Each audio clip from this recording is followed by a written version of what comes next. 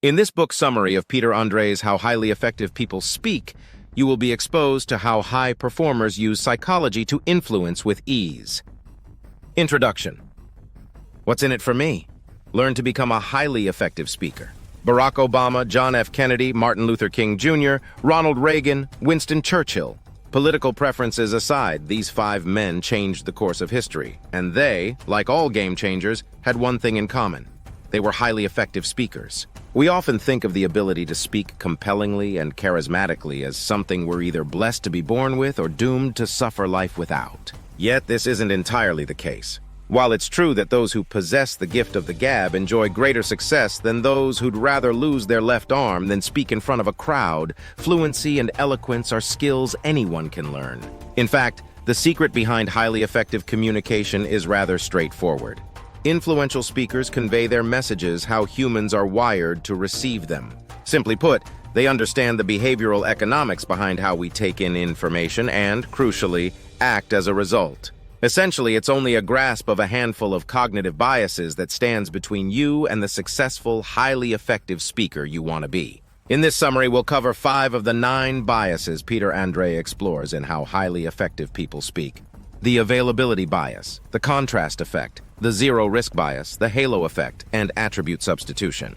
As we define and break down each cognitive bias, we'll look at the practical implications each has on making you and your message more compelling and charismatic. We'll also refer to real-life examples to demonstrate how they've been used to considerable effect, again, political leanings aside, throughout history. While learning to master cognitive biases completely will offer the greatest bang for your buck, becoming proficient at wielding just one will separate you from the pack.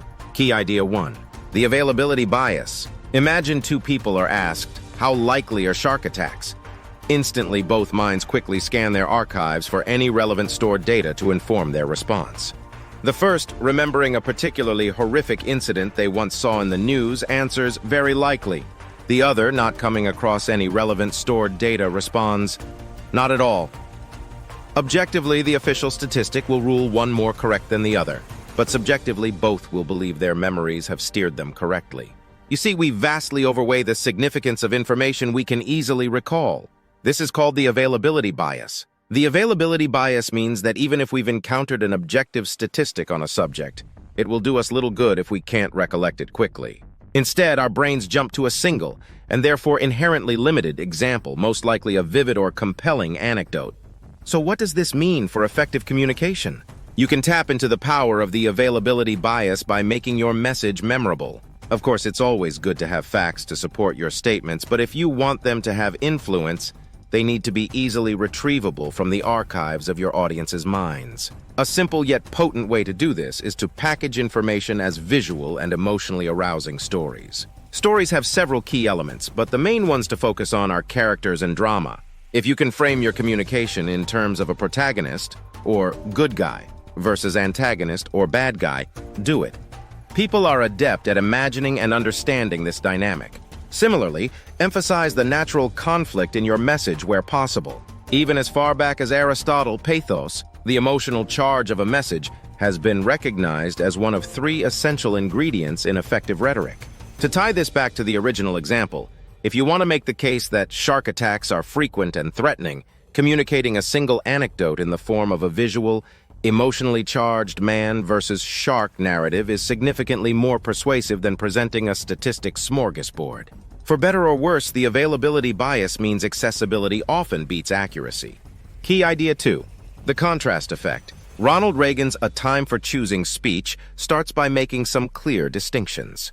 You and I are told increasingly we have to choose between a left or right. Well, I'd like to suggest there is no such thing as a left or right. There's only an up or down up man's old age dream, the ultimate in individual freedom consistent with law and order, or down to the ant heap of totalitarianism. It's not for nothing that Reagan didn't just describe the up, or the ultimate in individual freedom, but rather also included reference to the down and the ant heap of totalitarianism. When the subject of a message is presented in stark opposition to another, the contrast effect is at play. It's a tremendously powerful cognitive bias, but in simple terms, we perceive black as blacker against white than we do if shown black alone. You might not agree with Reagan or his statements, but it's hard to argue with his ability to wield the contrast effect throughout his political career. One way you can hit the contrast effect yourself is by employing the same interplay of antithesis that Reagan's speech did. Up is portrayed against down, the ultimate in individual freedom, against the ant heap of totalitarianism. On the other end of the political spectrum, John F. Kennedy did this by opposing easy and hard when he said, "We choose to go to the moon in this decade and do the other things, not because they are easy, but because they are hard." Watch any political debate, and you'll likely see this cognitive bias weaponized by one side or the other. Tied to this is clearly outlining alternatives to your recommendation. If you don't acknowledge other options, your audience may feel the information they're receiving is partial and therefore potentially untrustworthy. But by enumerating the alternatives and, crucially, showing your recommendation far superior to them, your audience will feel they've had some autonomy in drawing their conclusions. People will voluntarily leap to embrace Reagan's ultimate in individual freedom if the ant heap of totalitarianism is their only alternative. As with all communication strategies that tap into cognitive biases, the contrast effect can serve bad as readily as good. So it's extra imperative that positive forces like you are equipped to use it to maximum benevolent effect. Key idea 3. The zero-risk bias. Imagine being offered two investment options. Option 1 has an expected return of $900 with a 100% success rate. Option 2 has an expected return of $100 with a 90% success rate.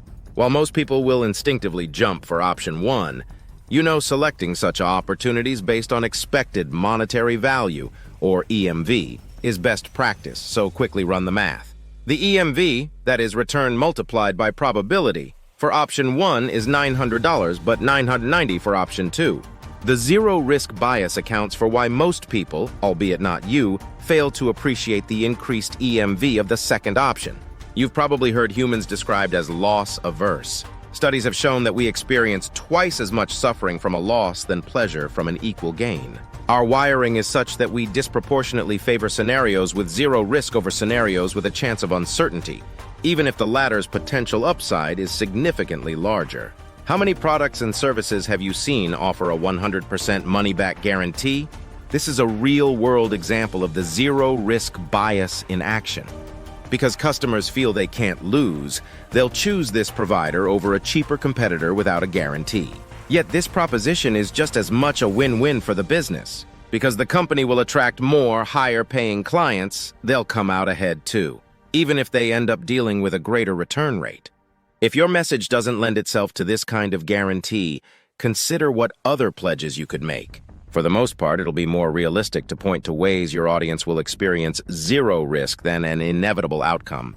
So brainstorm what these might be. For instance, say you've started a new, exciting, ethical investment portfolio you genuinely believe will benefit all parties involved. In this scenario, a 100% money-back guarantee wouldn't make sense, and it would be unrealistic to suggest that ROI is assured. But to make your offer distinct and compelling, you'll need to do something to shore up the associated risk in your prospects' minds. Here, you could shift their focus and emphasize another risk-free metric. For example, can you underscore the 0% chance of transaction failure, being kept on hold for more than 5 minutes, or investment in non-ethical businesses? Although these metrics are secondary to the ultimate return, the zero-risk bias will activate nonetheless. Of course, you don't want to make promises you can't keep, but it's certainly worth foregrounding the ones you can. Key idea 4.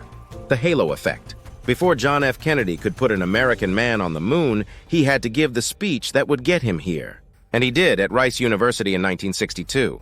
What's striking about this speech, especially the introductory comments, is the abundance of compliments and pleasantries Kennedy litters these first minutes with. He's only 2 sentences in when he praises the college, noted for knowledge, in a city noted for progress, in a state noted for strength.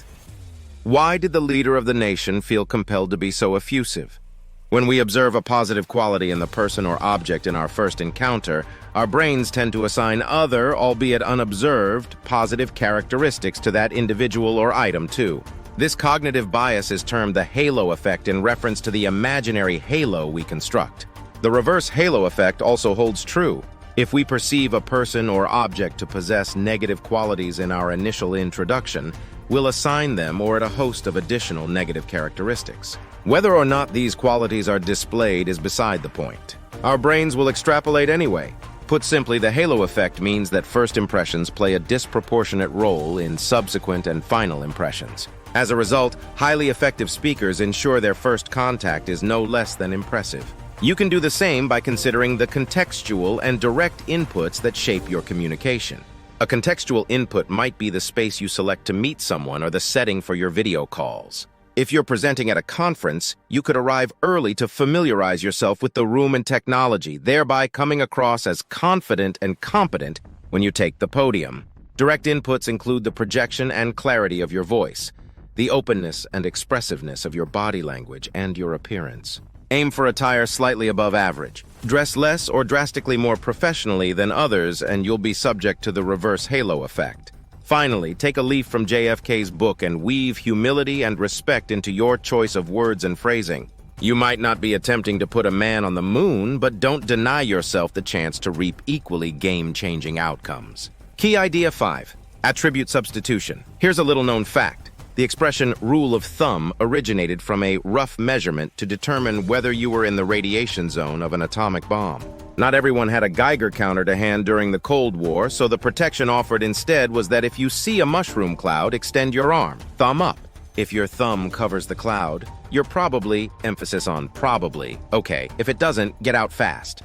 While the threat of an atomic bomb is, fortunately, less common these days, rules of thumb continue to influence how we make sense of the world. Attribution substitution explains why we rely on these mental heuristics as heavily as we do. If presented with a complex, cognitively demanding decision, our brains seek to conserve energy by substituting the challenging proposition with a good enough stand-in. We then apply the answer to the simpler, less cognitively taxing question to the difficult one.